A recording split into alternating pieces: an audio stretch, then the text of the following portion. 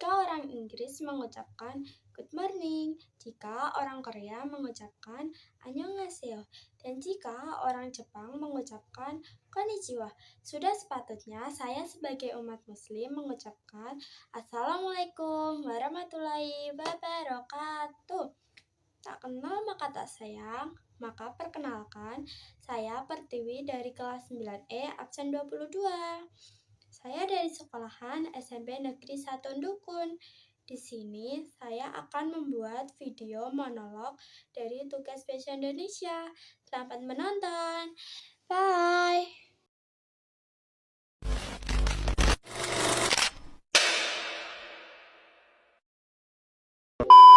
Kota tanpa buku.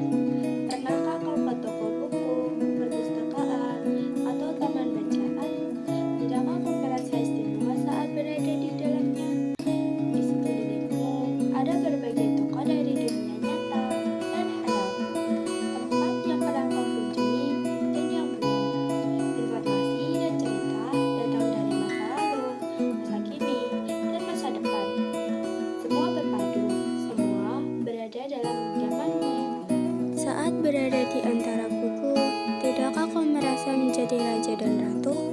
Ruang dan waktu seolah menyatu tanpa batas.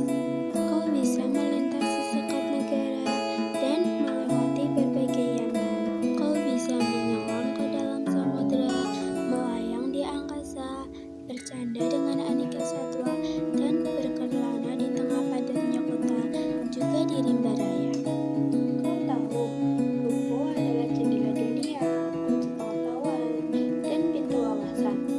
Muhammad Hatta, sang proklamator, berkata, "Aku rela di penjara asalkan bersama buku, karena dengan buku aku bebas."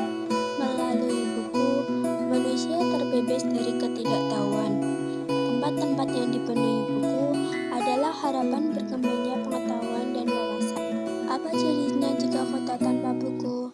Pantaskah dia disebut kota? Di kota itu, mungkin kabar datang dari sumber lain, dari koran, televisi, atau internet. Mungkin informasi dan cerita datang dari cerita nenek moyang, bagai dongeng-dongeng sebelum tidur.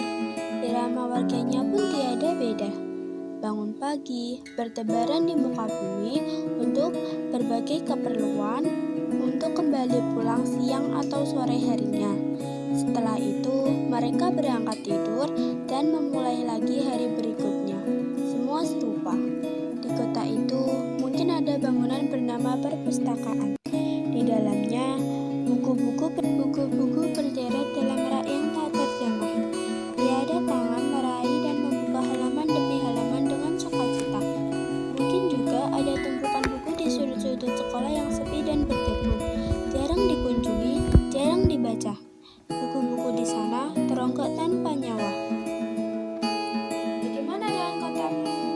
Mungkin kau tinggal di tengah kota yang megah, di gang sempit, di desa terpencil, di sisi pesisir, atau di kaki gunung.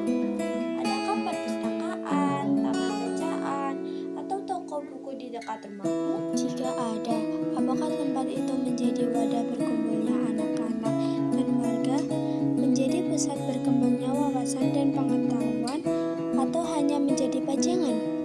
Moga kau menjadi orang yang menghidupkannya.